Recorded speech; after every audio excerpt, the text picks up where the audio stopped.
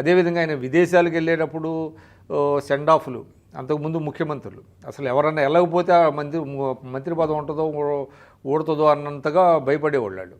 అందుకని అది తెల్లవారుజామున ఫ్లైట్ వెళ్ళాల్సి వచ్చినా కూడా వీళ్ళందరూ క్యూ కట్టేవాళ్ళు, పడిగాపులు కాసేవాళ్ళు. పడిగాపులు వచ్చేటప్పుడు పడిగాపులు, వెళ్ళేటప్పుడు క్యూలు కట్టేవాళ్ళు. దాన్ని రాజకీయాలని అర్థం మార్చాడు ఆయన. రాజకీయం అంటే ఇదేదో హోదాలు, మన విందులు వినోదాలు ఇవి కాదు. ఇది సింపుల్గా వెళ్ళటం, పని చేసుకోవటం, రావటం.